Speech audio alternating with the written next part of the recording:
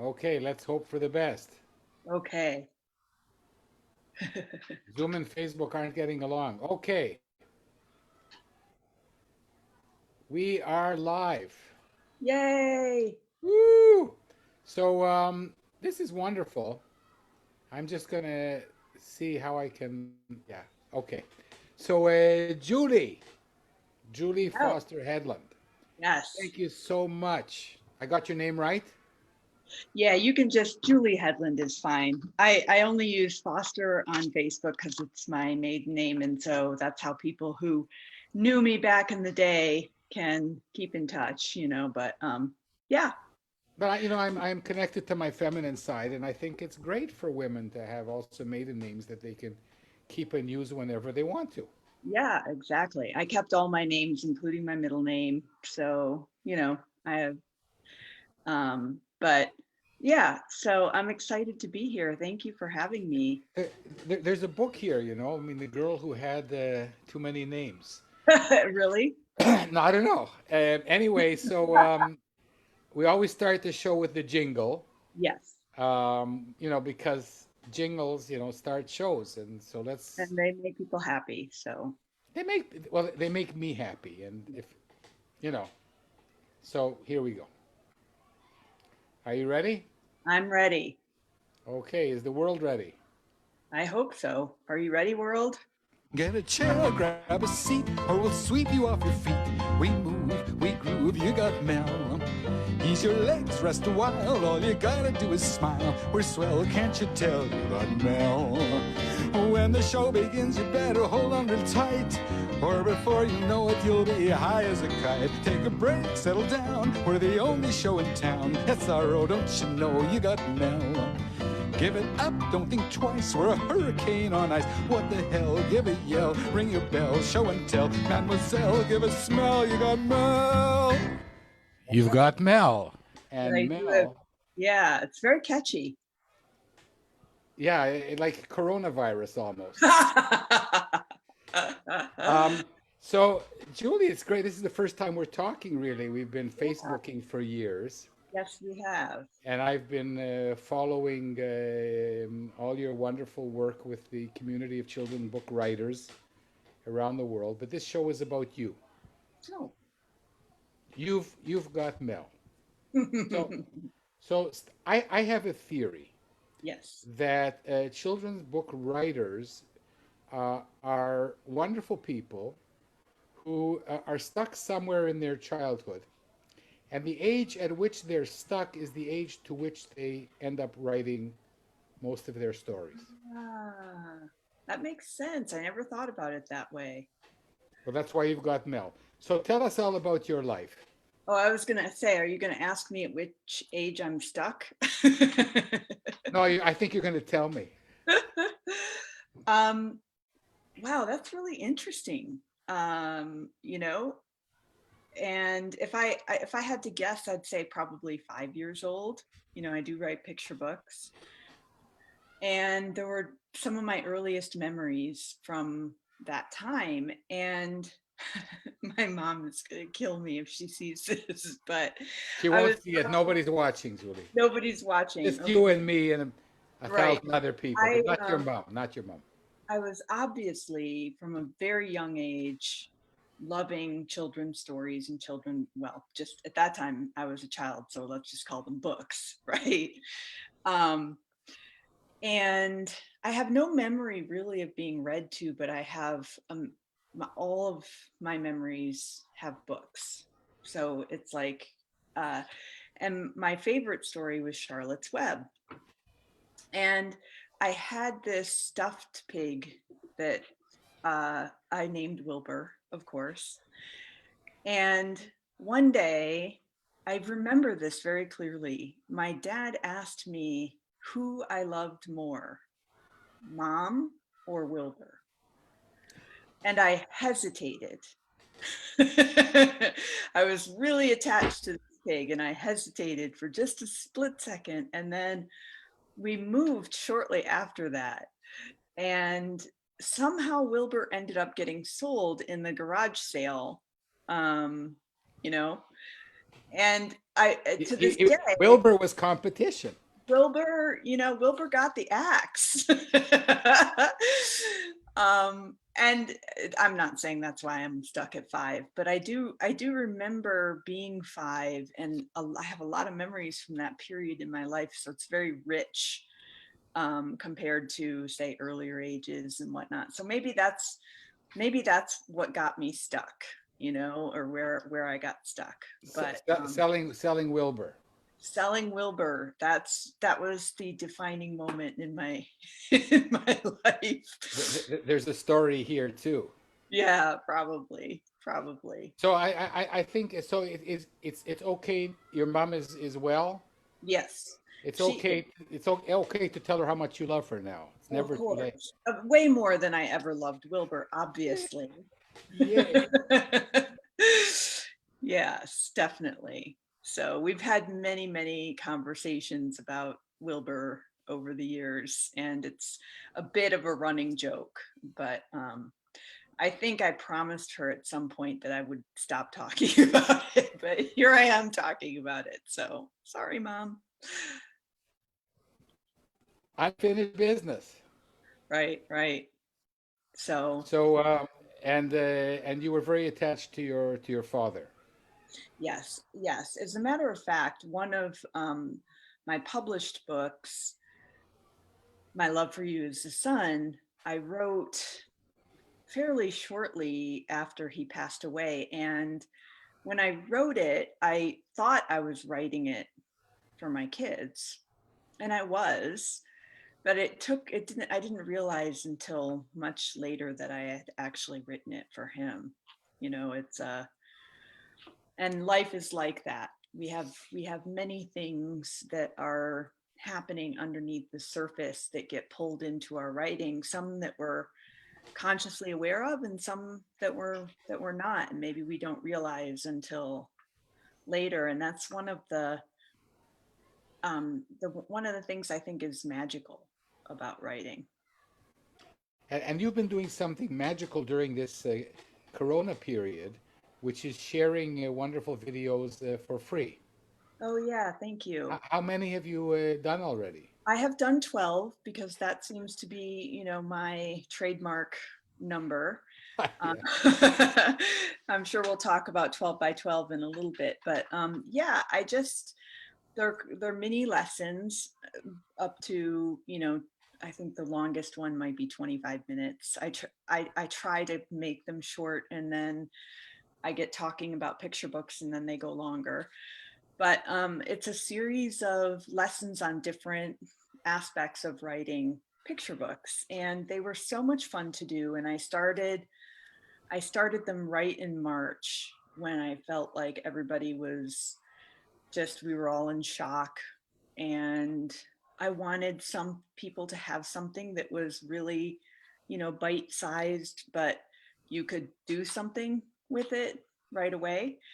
And I just kept going. And in fact, I think the last one, at least for now, that I put out came out in September or something. So they just sort of. You're a terrific teacher, Thank and you. maybe underneath the video, after our conversation, you can put a link where Oh, sure.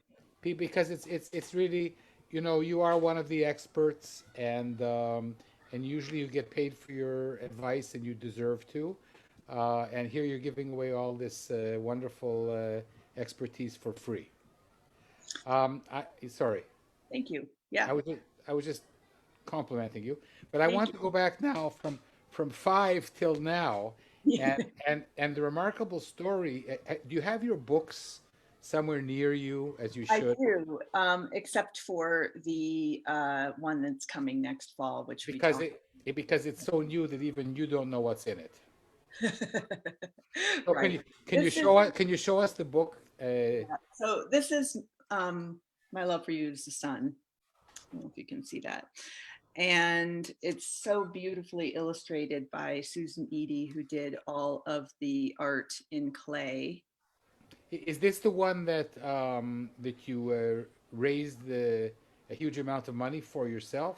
Well, it wasn't a huge amount, but yeah, this was a book that For Israelis, it's a lot of money. You raise it's a lot of money, but I didn't make it for myself. no, Well, no. we'll go I back. know. So One second, Julie. Before you, can you show us a couple of pages? Read a little bit of it.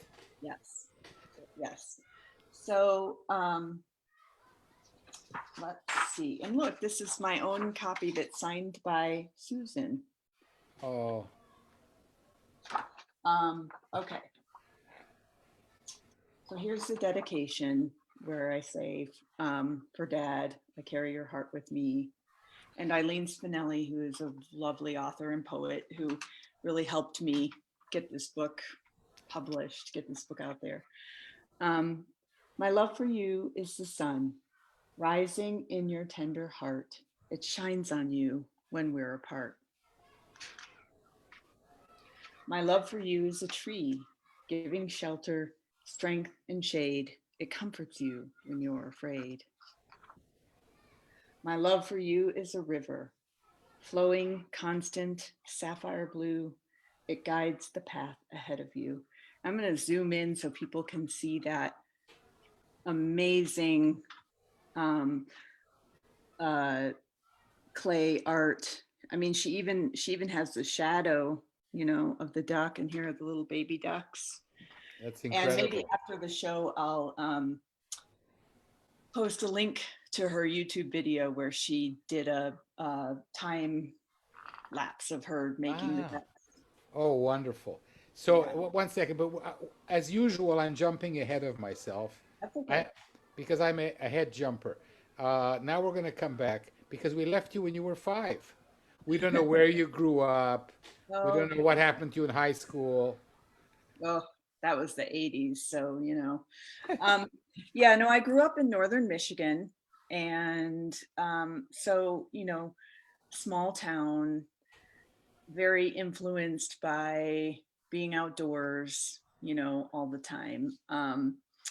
And suffered through the giant hair, in the 80s in high school. The worst possible time for a person to live through the 80s because all of those pictures are, you know, and then I went to the University of Michigan for my undergrad, and I went after I graduated, I went to England to do a master's degree. And it's kind of interesting. So I was a political science major, and I definitely don't want to talk about politics today, but Oh, I was a I was a political science major, and then I went and did my master's degree on international political economy in England. And I wrote my dissertation on banking policy in the US. And so I worked for a consulting firm that analyzed US financial banking and financial policies for foreign financial institutions. And then I went into like the e-banking realm, and so it was nothing to do with writing picture books, although I had always been a huge reader, and always loved writing, but never just thought that it would be something. so you had a good job in banking. Mhm. But by the way, you might even know my baby brother, who turns 60 today. So this is Uh-huh. a good time to say happy birthday, David. So my baby brother, David Rosenberg, was chief economist of Merrill Lynch in North America. Oh, Uh, a real, I'm certain that I know people who knew him. Let's put it that way. I probably wasn't high up enough in the organization to have coming into contact with him, but an odd thing. At the time that I was working in the banking policy was when they were talking about the Glass-Steagall Act, which I'm sure your brother would know all about. So anyway, weird connection. but David is still a, world famous economist, and we were Uh-huh. children. We're in a better place, Julie. Yes, very much so, for sure. For sure. Go on. So when did the moment Hey, I don't want to be an economist. I want to.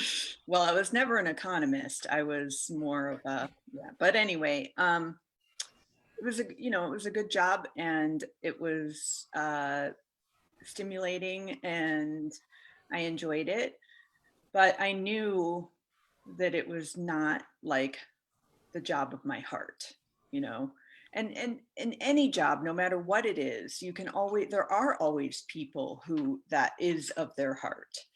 And if it's not you, you can tell the difference between you and the people who are so passionate about the subject. And I had, I had a couple of kids and started reading books to them when they were, infants. And I fell in love again with I feel like I have missed picture books when I was growing up because, like I said, I don't remember being read to. I know I was, but I remember always being able to read. So it was like picture books were a new thing to me when my kids were little. And I was just amazed at how much could be put into these tiny, these short books, and how profound and lovely and funny and all kinds of things. And so, like a lot of parents, I got thinking of some of my own ideas. And You got hooked again. Can you yeah, can you started give me can you Wilbur came back. So no, can you give Wilbur's Charlie. so can you give us an excuse me, can you give us an example of the books that hooked you when your kids were small? Yeah, yes, definitely. I mean, anything by Jane Yolen, who remains my favorite children's book author today, and I'm very fortunate to have met her and have learned from her. Especially Owl Moon. Yeah. It's a classic. And your writing is very lyrical. I was thinking of Jane when you were reading. So Oh, uh well, that's a compliment. Thank you. Yeah. One one of the things that I loved, and my kids loved the how to dinosaurs say goodnight and so on. And I remember one time sitting with my son and wanting to read Owl Moon, and he just was like, I don't want to read that, because he could see from the cover and the pictures that it was going to be slow, you know. And after I finished reading it, because that moment, when the owl, and he gasped, and then after at the end he just said wow. And I saw the power, of a single book. And he was all hyper and wanting to, read like jumpy hyper books. And then I read him this book, and it just kind of took him down. So definitely Jane Yolen, Owl Moon. And speaking of Eileen Spinelli, I love so many of her books. And because I was a working mother, she has a book called When Mama Comes Home Tonight. And it was like, when mama comes home from work, dear child, when mama comes home tonight, so I used to read that one a lot. And it just, so the my daughter got fixated on My World by Margaret Wise Brown, which, not Goodnight Moon, but My World, which is really like odd book, honestly. But she got really into that one for a long time. But I mean, there are so many. I just that there was one called 10 Sleepy Sheep that we liked a lot. So yeah, a lot of these lyrical. I can't find anybody who's going to say a nice word about Robert Munch on my show. No, actually, I take that back, because I do love The Paper Bag Princess. Yay! I love The Paper Bag Princess. That book is brilliant. But I mean, you're gonna always people are gonna be on one side or the other of I Love You Forever. He, There's he, not. he has other great books. He does. He absolutely does. Mortimer. Yeah, yeah. No, but The Paper Bag Princess is a brilliant book. Me too. I like it's like, you know, it's And it was Yeah, and it was before its time, really. I mean, I don't know what year that book was published, but um, I can it's a take it. girl power book, and Yes. it was written before people were really, girl power was hugely in the consciousness, I think, of children. I was just thinking about it today, that particular book, Hmm. because I was teaching something about networking, and you know how we often bug people too much. Mm. And there's a thing where she comes to the dragon and he says, "They go away. I've already eaten 20 kids today. It's very funny. Come back tomorrow." Right, right. Sorry. Yeah. So you were inspired by reading to your kids, and then what happened? And then I started writing some of my own, and I think I started where a lot of um, picture book writers in particular start, which is I have kids and I have messages and I have things that I want to impart upon them, and kind of start by writing pretty didactic, messagey books. And then you go to a couple classes and you realize like that's not really what the market is looking for, and so on, and you just keep writing and writing, and um, eventually, I guess after 3 or 4 years, I mean, I still had my job um, when I was first writing. And then I started 12 by 12 also while I still had my job, the first year I ran it. And then I realized a lot of things kind of came together at once, including my father's passing. And I shortly thereafter, I went to my regional SCBWI conference, and I left. I got a great reading from a first pages critique from Rotem Moskowitz, who at the time was, I think, with Disney. And it was anonymous, and so she didn't know it was me, but it was, and I felt so elated, like for the first time I knew that I felt like I was on the right track. That book has not been published, by the way, but it was, sometimes it doesn't even matter. It's like the things that point you, that tell you that you're on your way.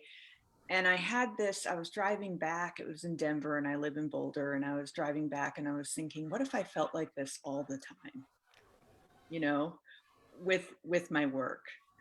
And I just decided to take a big chance and left my job, um, monetized 12 by 12 in the sense that, you know, I never expected it to run more than 1 year. So Really? no, I really, because I started it in 2012. Yes. So As it's soon as going it's to going to be, be 12 years of 12 by 12. no, it was going to be 12 months, 12 manuscripts, 12 months No, in I know, but 2012. I was a member. But the problem with me is that I write more than 12 manuscripts in a year. Oh, that's not a problem at Well, all. of course it's a problem, but we can talk about it later. Okay, 12 by 12 is great for motivating people to write a story a month. right. I have to cut myself down to writing only a story a month. Yeah, But well, I mean, we'll get back to that. yeah, yeah. I was going to say we all have our challenge, our But you specific you have you challenges. have a huge following, Yeah, and we and, have and about, everybody loves you, oh, thank you. and what you're doing is like you're not publishing the books, you're just inspiring people to stay with it. Yes. I firmly believe that the only way you don't succeed is if you give up. Because if you just keep going and you keep working, you keep writing, you keep revising, you keep submitting, you keep, um, eventually, whatever it is for you, something will happen. You'll get an agent, you'll get a book published, you'll, and from there, another one, and then just keeps going, and the reward is in the work. I have to remind myself of that a lot, that the reward is in the work. We're, And we're, we're gonna we're gonna get back to that in a moment because you are one of the biggest sticklers in this profession, and I made a Harold Underdown, whom I love, and oh, he's great. Yeah. he's my mentor now, and I'm crazy about him. And Yes. we did the math. Optimistically, 1 out of 100 really good writers succeed, and the rest of us um, just write and write and write and then die. So statistically, Good job. I'm sorry, I'm coughing. That's okay. It's not infectious, I hope. Um, Through the screen anyway. it's wrong to say that you eventually find an agent because most people, even good writers, don't. But I think that you're right to say that there is something in this quest, you know. So I'm one of the frustrated people who doesn't have an agent yet, but I've had 3 scripts that became TED Ed programs that were seen by 7 million kids.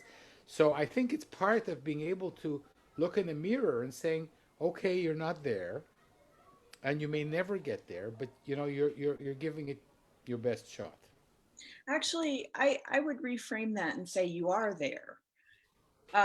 Because Oh, you are. I'm not there. You're there. The reason I'm No, interviewing you, Julie, is because I want people to understand and to meet somebody who's 1 out of 10,000 writers, who has an agent, who has a book coming out with Philomel next year. That is like 1 in 10. You're 1 in 10,000, and there's something in your DNA that doesn't that almost nobody has. And most writers can write from now to kingdom come, and they're not going to find an agent, and they're not going to have the stick with itness that you have, and right. this, and this That's the key there. and this inner belief. So, Yeah. because I want to go back now. So, you've been to you have this a editor that's anonymously liked one of your stories, and then you have this thing what I didn't understand where you found a publisher and the publisher went broke and you had to raise the money yourself. No, the publisher didn't go broke. Yeah, no. So this is a long time ago now. I think my first book was published in 2012, 2013, maybe. And at the time, it was like, oh, it's all going to be storybook apps. I don't know if you remember that. And so, I have one. yeah. And so this book, A Troop is a Group of Monkeys, Yeah. this was actually published digitally first. And there were 2 apps actually. The Troop is a Group of Monkeys and then A Shiver of Sharks. And the publisher, Little Behalia, which is lovely, and they actually published, I think, about a dozen really beautiful books before they went out of business, which I would like to assume has nothing to do with me. But, I'm sure it doesn't. but you can see that these were first published digitally on the iTunes store, and then the publisher decided to make a print book of the best of those, and it was a really interesting process, because print medium was so different from the app medium that things had to, for instance, like in the Peacocks page, when you on the app in the same page, you would land on it and the feathers would all be closed because you had to push the feathers for them to open. But that wouldn't work in a print book, so you have to make it, fit the page and everything. So um, so these books were published, and then she really wanted, because the head of the publishing company just loved this manuscript, Yeah. but we both agreed that it wasn't right for digital, that it really needed to be a print book. Ah, okay. And at the time, she was really focused on digital to print. So we agreed that we'd run a Kickstarter to pay the upfront cost. So she still did all the editing and all the, it was a traditional publishing deal in the sense that, the illustrator got paid in advance. Um, all the editing, I didn't, so we ran a Kickstarter campaign to cover the expense of producing and printing the book. This is all incredible. And you raised $15,000 or something? Something, 10, 15, something like that. Yeah. It So, was, so like you said if you give $25, you'll get a free book or yeah. what? Hmm. Hmm. I think, Yeah, people do that today, but not with traditional publishers. And no, I mean, for a while that was the thing that made my Kickstarter pretty unique, was that I had a publisher, and it was a traditional publisher, a yeah, PAL publisher at SCBWI. But small publishers do have a hard time, you know, well, as we speak, several are going out of business. right. I So mean, you should talk to them. I mean, this is let's think about this for a minute. In this difficult time, um, traditional publishers can think about what you did because this was an incredible success. This was a book that wouldn't have come out otherwise, right, for and sure. it's a beautiful book. Thank you. And did you have your agent before this, after this? I didn't have my agent when A Troop is a Group of Monkeys was published. I did have my agent for My Love for You is the Sun. So she really helped tremendously with the contract for that, because it was really quite different. And then my agent also sold Korean rights. So the book Ah, okay. was published in Korea as well, which is super exciting. So I don't Yeah. have it right here, but I have the Korean version of this as well. Yeah, my So, Korean is very poor, so yes, so me too. we're going to apologize now for all of our listeners in Korea. Right? We don't know how to speak Korean, but we're very, very grateful that I am very grateful that the book was published in I Korea. think that that's wonderful. Yeah, I know, Uh, my first foreign but, rights. but like but okay, so but here's the thing. So but there's been a hiatus between these books Yes. and your new book, which is coming out next year. It's like been six Yeah, or that's seven a nice years. way of putting it, a hiatus. Some people would call it a drought or a dry spell, but yeah, it's been a Uh, while. It's been, At my age, I try and be nice. yeah. Like up until 40, I was mean, and now I try and be nice. Yeah. No, but I mean, one of the amazing things that I see in you is, and I don't have that, but I mean, I would buy some if you could sell it, is this eternal optimism. You have an agent, and years have passed, and you're not selling, but you're teaching, and you're getting people excited, and to an extent, you're a published author, but you're also waiting for a long time Yep. for this next one, and here it comes. Hmm. And Philomel is a great publisher, and I would love to sink my teeth into that. You have anything you can show us? Some Um, Gosh, if I'd thought of it, I've seen near final art, and I do know it's coming in the fall. what's it about? Could you read us a Yeah, few yeah. lines of it? So the title is Over, Bear, Under, There, Where? where? Okay, right. So over and under are characters, and they are friends. So there's a lot of wordplay in this book, a lot of wordplay and a lot of humor. And so over and under are meeting at the playground to play, when their fun is interrupted by a bear who appears on the scene, although that's what they think is happening, is that the bear is ruining their day at the park. And actually something else is really motivating the bear. So it becomes a story of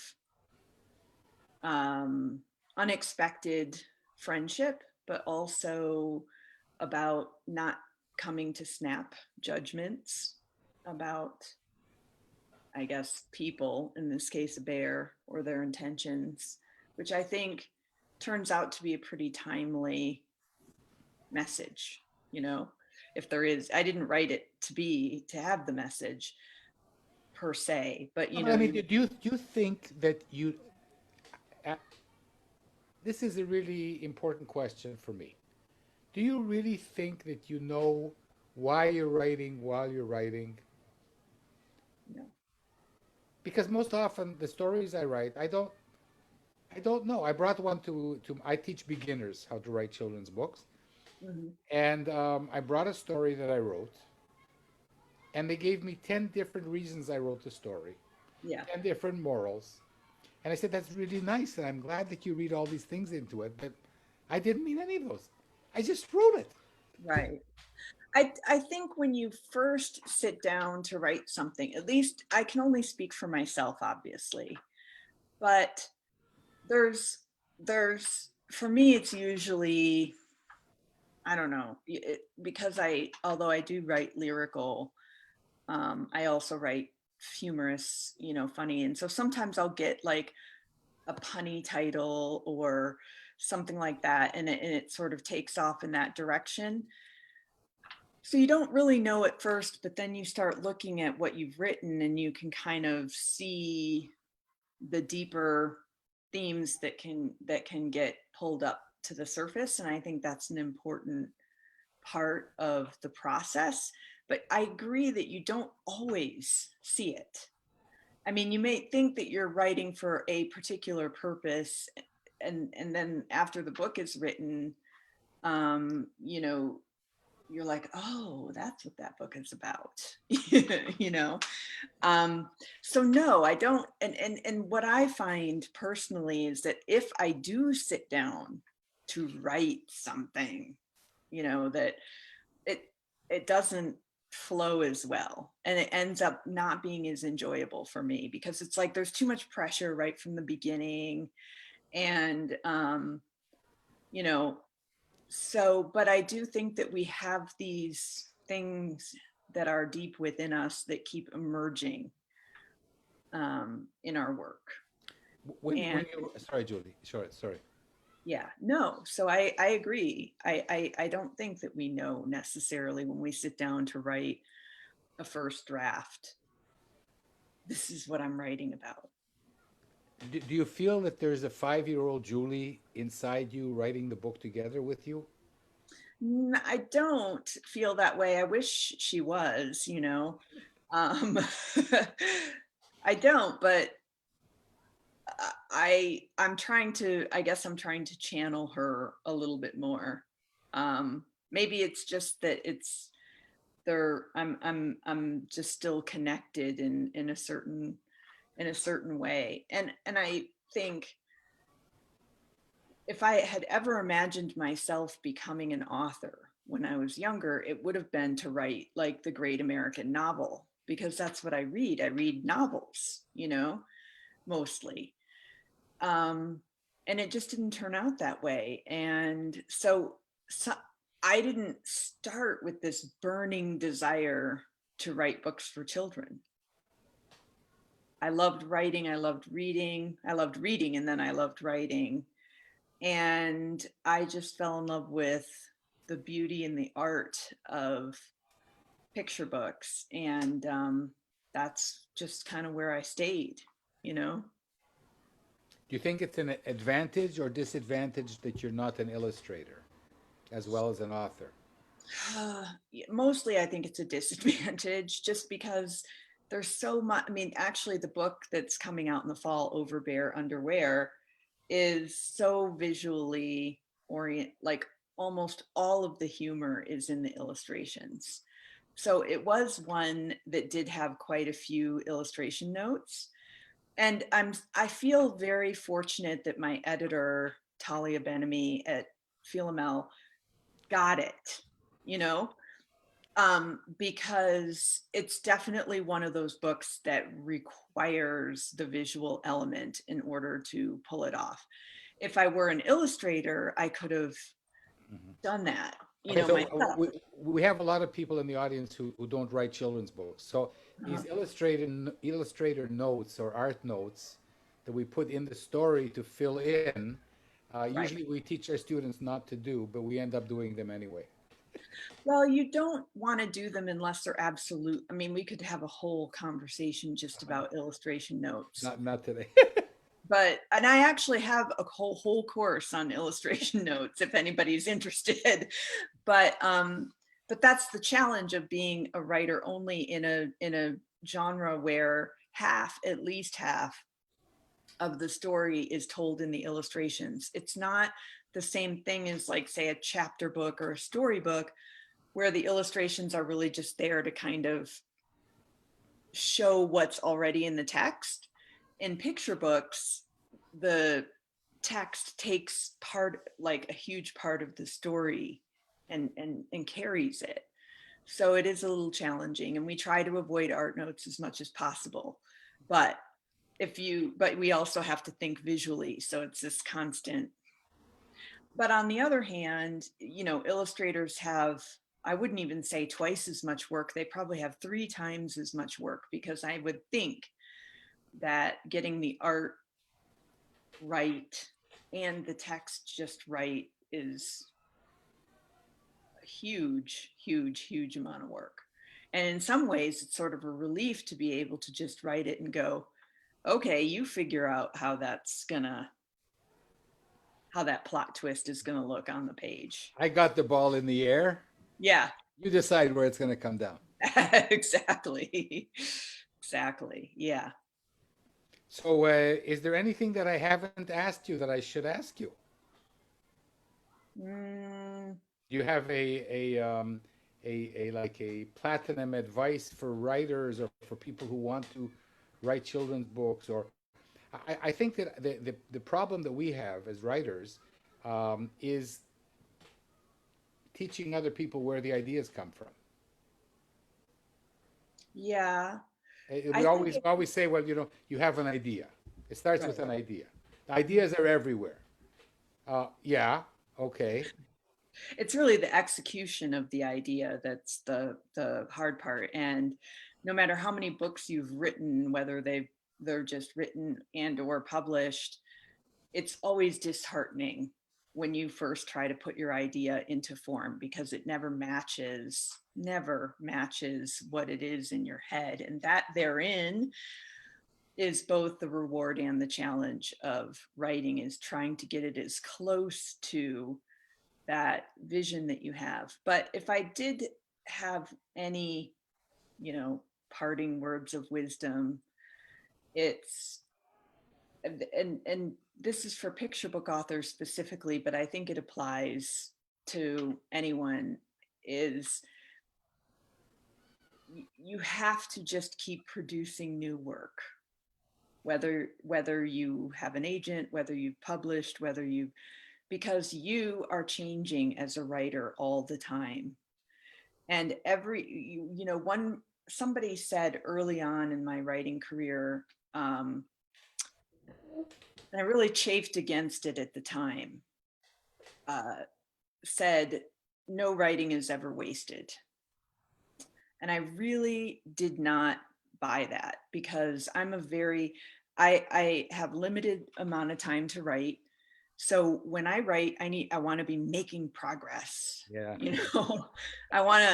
I'm trying to get this manuscript from here to there. And, in the process, I was kind of losing a lot of the joy and the playfulness. But now now that I've written, so much more, and in that period of time that you talked about between when my last book was published and the one coming, I mean, I've had 5 or 6 books that have been on submission that have gotten to various stages and just didn't get contracts, and I've been writing the whole time. And now I have another set, that's about to go on submission. And with success, I'm not even sure if I'm making any sense right now. But success is what you define it as. And there will be many rewards that come that aren't necessarily the brass ring we all think we're hoping for, you know? And I don't even think that there is I'm going to get there, because once you've gotten there, you want to get there, and then you want to get there, and then you want to get there. And so if you don't find the joy in the process of doing it, you're just forever going to be dissatisfied. So just keep writing and keep learning, keep growing, keep connected. I think writing connects you to yourself and to others, and it won't be wasted, because eventually all of it will turn into something. You know, it may not turn into exactly the thing that you thought it would. It might turn into a script. It might turn into, like you said, a show, a podcast, a something. But because it changes you, the process of creating it changes you, it's destined to do something for someone, because you will channel that. I hope that doesn't sound, I mean, I do live in Boulder, and so that could sound a little bit new agey, but just keep writing, keep going, keep No, but working. I think that that's very beautiful. I think that's beautiful because so you're saying that because I've been frustrated since I went to the SCBWI in New York 4 or 5 years ago, and I came back very frustrated, and I started to itch. Like I have as a writer, I have psoriasis of writing. I itch and I scratch, and what Mhm. you're saying is that instead of saying I'm here and I want to be there, what you're saying is, no, I'm there. I'm there. Right. I'm there. And tomorrow I will be there. I'll be in a different there. Yes. That's very beautiful. Thank you. And That's also, exactly right. yeah, and also the other thing is that writing changes us. I I never just thought had about that. that. Yeah.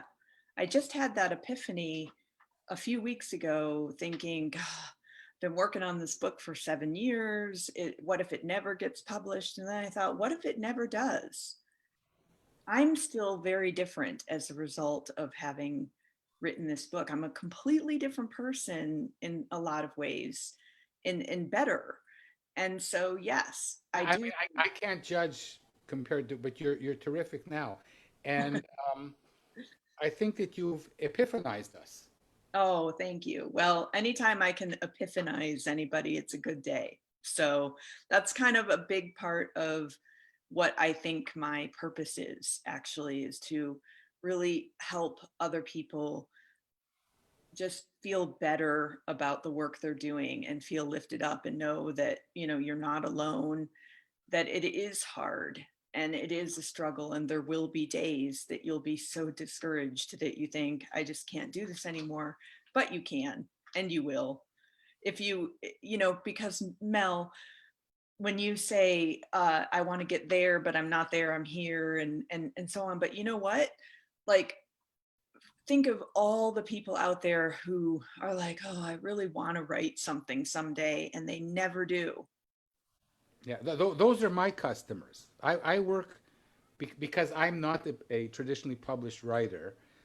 I work with the people at the beginning, Hmm. and I tell them, I say, the chances of becoming a traditionally published writer are 1 in 1,000, 1 in 10,000. I'm not there, but I want you to write your guts out.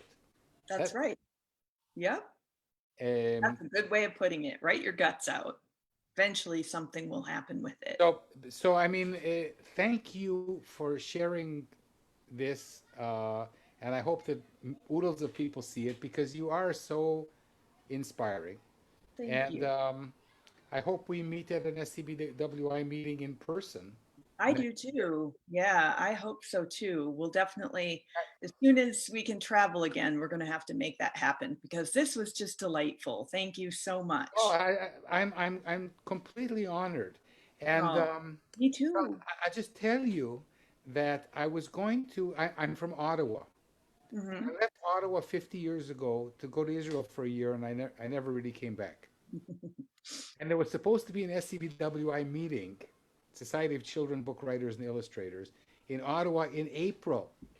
And I was Oh. going to meet Harold Underdown in Ottawa. Do you not have SCBWI meetings in Israel? Is there not a Yeah, but chapter? there's a chapter, but they're all Israeli people. Oh, well, yeah, And I want to, I want to meet people from all over the world. right, right. You've just reminded me that we have an event this evening. Oh my goodness. You got to go. Well, yes, On, we, on that happy note, yes, we will have so to. please put underneath the video Mhm. where people can contact you, your free lessons, and links maybe where people can purchase your books, and Yeah, continue to inspire so many people. thank you. It's You been too. You too. Thank you. so much, Julie. Ciao. Bye bye. Bye bye.